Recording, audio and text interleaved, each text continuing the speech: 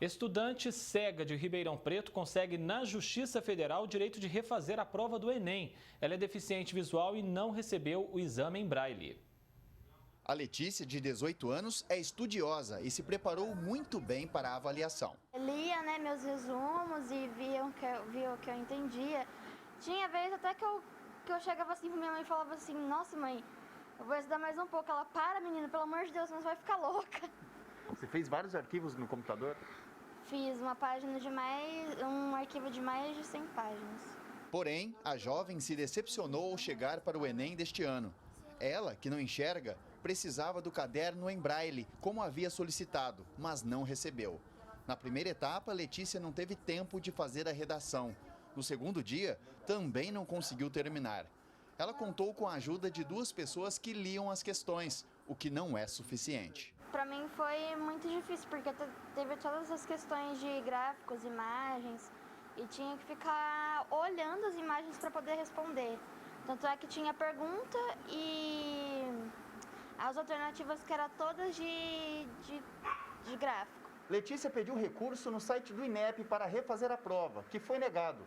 Depois disso, a estudante ingressou com um mandado de segurança civil na Justiça Federal do Distrito Federal, que concedeu liminar favorável no último dia 20.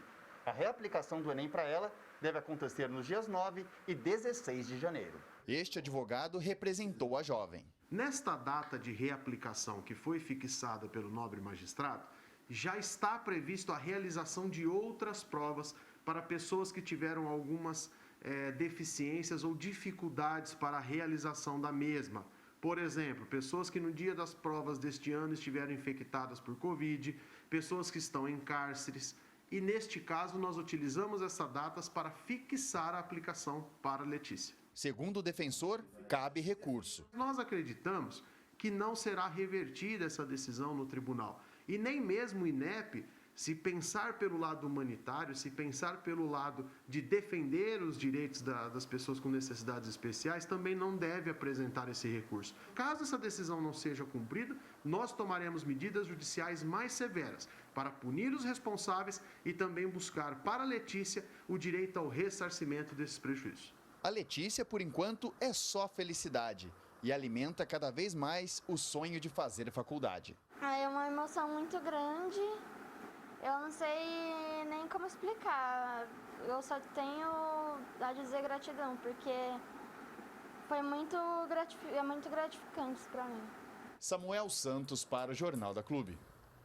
O INEP não se manifestou até o fechamento desta edição. Agora, ao vivo, Ximene Osório traz mais informações. Ximene?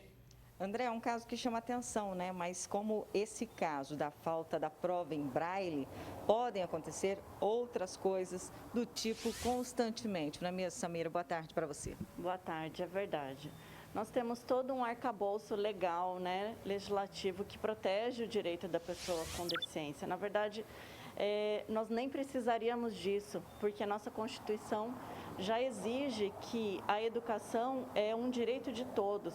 Então, a adaptação de provas, a adaptação curricular, até mesmo de mobiliário, dos ambientes onde essas pessoas estão estudando, né, das escolas, ela deveria ser algo mais natural do que a gente vê no dia a dia, né, infelizmente.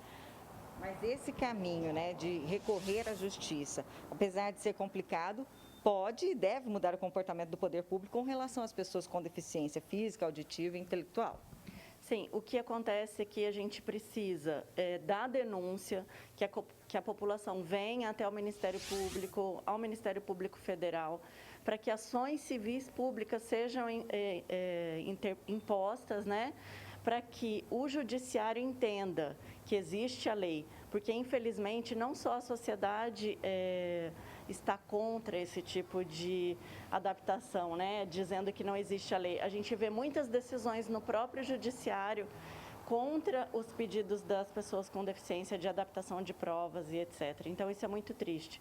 Por isso que a população precisa se levantar, precisa vir ao Ministério Público e denunciar e entrar com várias ações, né? E aí talvez então a gente tenha como fazer com que a sociedade, no geral, entenda que é sim direito, existe no Estatuto da Pessoa com Deficiência previsto a adaptação de toda a parte curricular educacional das pessoas com deficiência. Existe também notas técnicas do MEC determinando quais são essas adaptações para quais deficiências.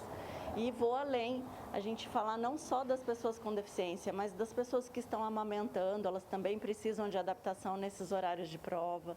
Pessoas que estão em educação hospitalar também, né?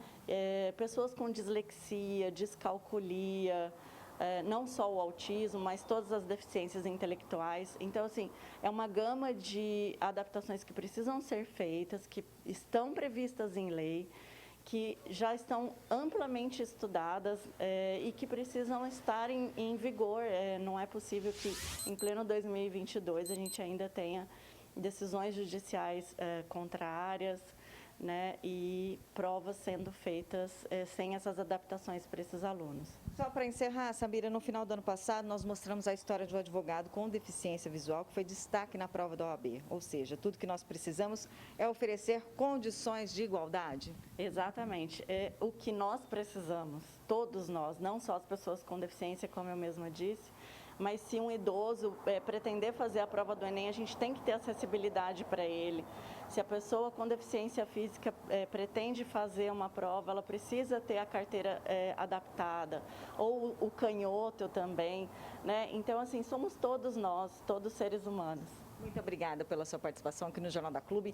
E daqui a pouco a gente mostra a situação caótica do asfalto em alguns trechos de Ribeirão Preto. Tá difícil andar pela cidade com essas obras inacamadas, não é mesmo, André? Tá terrível, viu, Ximene? É isso que a gente mostra daqui a pouco. Até já, então.